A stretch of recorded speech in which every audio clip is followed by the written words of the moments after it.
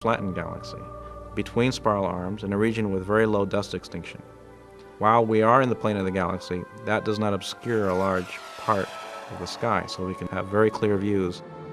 Astronomların Samanyolu'nun yapısını inceleme araştırmaları için ideale yakın bir platform oluşturmaktadır. Yay burcu olarak adlandırdığımız takım yıldızlara berrak bir gecede bakarsak, galaksimizdeki yıldızları daima aynı tarzda galaksi içerisine dağıtılmadığını görürüz. Galaksimizdeki yıldızlar gruplanmış kümeler halinde gözükmektedirler. Galaksimiz tıpkı yıldızlar, gaz ve tozdan oluşan 100.000 ışık yılı çapında düzleştirilmiş bir disk gibidir. The Milky Way band in the night sky is us looking edge on into the plane of the galaxy.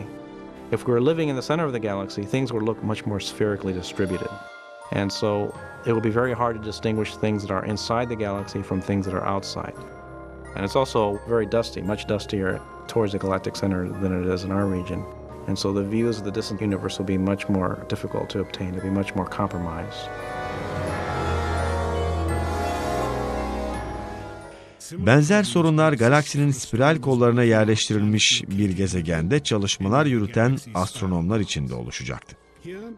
Spiral kollarda daha yoğun şekilde bulunan gaz ve toz bulutları yıldızlarca aydınlatılmış olduğundan Samanyolu'nun şekline karar vermek ya da galaksimizdeki yıldızları evrenin diğer kısımlarındaki yıldızlardan ayırmak çok daha zor olacaktı. On the surface of the Earth, we're really in the optimum position for seeing both the nearby structure of the Milky Way galaxy as well as seeing the distant cosmos as a whole. So once again we see that the best location for habitability and for producing a habitable planet is also the best overall position for scientific discovery, in this case at the galactic scale.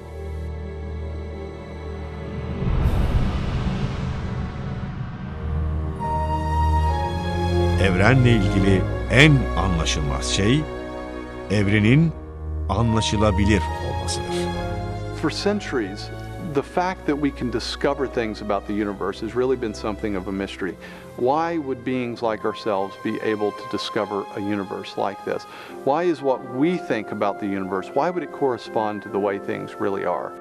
Our ability to discern and understand the universe is a fundamental part of what makes the universe tick, so that we're linked into it. This isn't just a sort of an accident, a trivial little byproduct. It is something that is linked to the great cosmic scheme of things. Now, I've no idea how that linkage works, why it's there, or anything of that sort, but I'm very, very struck by the fact that we can understand the universe in such exquisite detail and at such a deep level. Modern astronominin ve fiziğin göz alıcı ilerleyişi, evrenin insan gözü ve aklı için ulaşılabilir olmasının bir sonucudur. Evrenimiz fiilen tüm evreni ve gezegenimiz yeryüzünü birlikte tutan kanunlar ve güçler tarafından kontrol edilmektedir. Tüm bunlar kompleks yaşama ve bilimsel keşfin her ikisine de izin verecek şekilde ince ayarlanmışlardır. You would never get planets, you wouldn't get stars, you wouldn't get any complex organisms. If you didn't have the strong nuclear force, there would be nothing to hold protons and neutrons together in the nucleus. And so you wouldn't have any atoms, so no chemistry. If you didn't have the electromagnetic force, you would have no bonding between chemicals. You would have no light. And the list goes on. So you need all these sorts of fundamental principles have to be in place in order for life to occur. Wipe out one of those principles, wipe out one of those laws. No life. Geçen 40 yıl boyunca bu temel kanunlar ve güçler arasındaki güç ilişkisini belirlediler. Bu güçler kritik derecede dengelenmişti. Bunlar sıklıkla ince ayarlanmış değerler olarak adlandırıldılar. If you're to take the basic fundamental constants of nature and you were to change these even slightly, or you were to pick their values at random, you would almost never get a universe that would be habitable in any sort of way. That is, you couldn't have galaxies, you couldn't have planets, you couldn't have complex biological organisms if these fundamental constants were even slightly different, slightly stronger, slightly weaker than they actually are in this universe. That's the idea of fine-tuning. Bu görüşü daha iyi anlayabilmek için tüm fiziksel sabitleri kontrol edebilen bir makine olduğunu farz edin.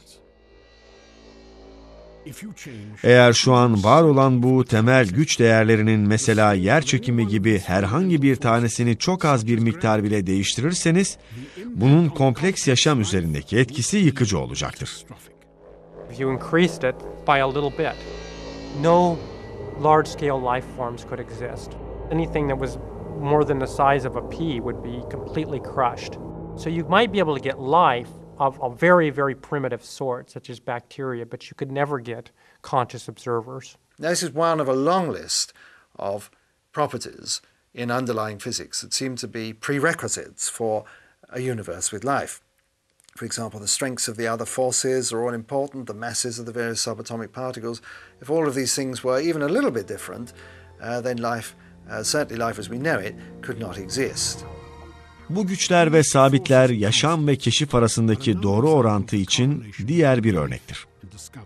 Bunlar var olmamız için ince olarak ayarlanmakla kalmamış, aynı zamanda anlaşılabilir kılınmıştır. It's remarkable how well the laws work. And not only that, it's remarkable how simple they are. And that also is related to the discoverability of the laws. Evrenin prensiplerinin hem bu denli güzel, hem de bu denli basit olmaları karşısında derin bir inanışa sahibim. Bilim insanları kainatın kanunlarını çözen ve açıklayan matematiksel denklemlerde zarif bir sadelik keşfetmektedirler. It's been said that many of the most important theories in theoretical physics can be written on a single sheet of paper. And this, I think, ought to be considered surprising, that such a simple formula or equation could have such far-reaching applications to a very complicated and very large universe. What you have is a universe that is not only finely tuned for life to occur, but also has a beautiful, elegant mathematical structure, and a structure such that we can discover that structure. Most scientists just take it for granted that the world is both ordered and intelligible. And the intelligible part I find really quite extraordinary, because it's one thing to accept that the universe is ordered, but ordered in a way that human beings are capable of understanding is an extraordinary thing. And so the question naturally arises, what is the explanation for that? Anlaşılabilir evren üzerine kafa yoranların çoğu bu sorunun kolaylıkla yanıtlanamayacağını savunmaktadırlar. From naturalistic assumptions, you would not expect the universe to be understandable by human reason.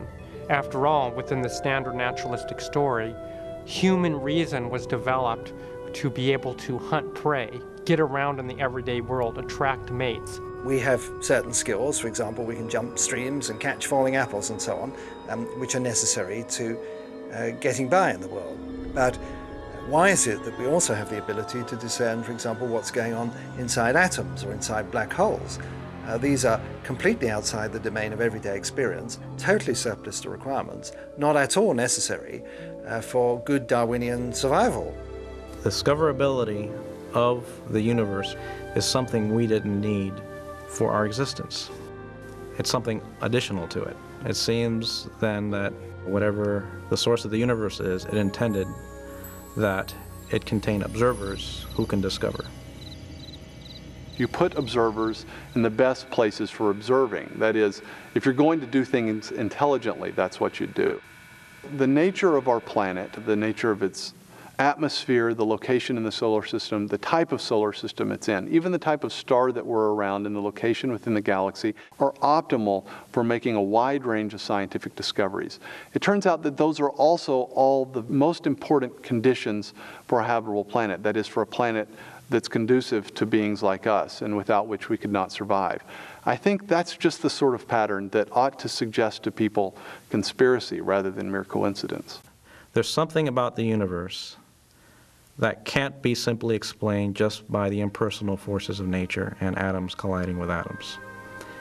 And so you have to reach for something beyond the universe to try to account for it. Nikolaus Kopernik, Güneş sistemi için daha zarif bir açıklama arayışı içerisindeyken, kendisinin tabiriyle evreni oluşturan düzenin olağanüstü iyi ve düzenli bir yaratıcı tarafından şekillendirilmiş olması, onun bu düzeni anlama tutkusunu harekete geçirmişti. Öyle bir sistem ki, tüm sanatçıların en iyisi ve düzenlisi tarafından bizim için düzenlenmişti. And so he imagined this analogy of a workman, a craftsman, making something that worked well and was beautiful. And that analogy, it wasn't one of his conclusions. That analogy was one of his assumptions. The founders of modern science, like Copernicus and Kepler and Galileo and Newton himself, believed that the universe was the product of a mind, that it was intelligible to beings like ourselves because the universe itself was the product of an intelligent being. They were driven by this notion that this was essentially a theological quest. They were uncovering God's handiwork in the way the world worked. I mean, what a thought that we can glimpse the mind of God. We can actually figure out how God put the universe together. There's a hidden subtext in nature which can be exposed through this procedure we call science.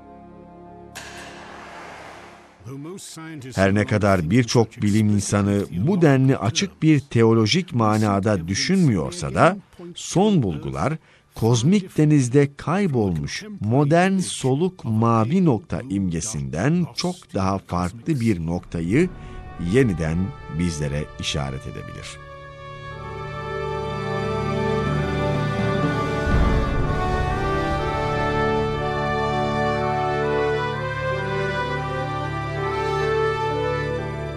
We've often been told, especially in the 20th century, that the universe does not have us in mind. That is, that we exist in a very large universe and that the universe was not designed for beings like us.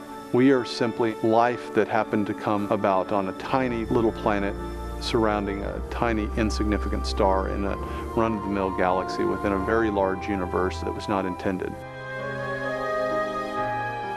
Our argument suggests something completely different. It suggests that the universe was intended, that the universe exists for a purpose, and that purpose isn't simply for beings like ourselves to exist, but for us to extend ourselves beyond our small and parochial home, to view the universe at large, to discover the universe, and in fact, perhaps, to consider whether that universe points beyond itself.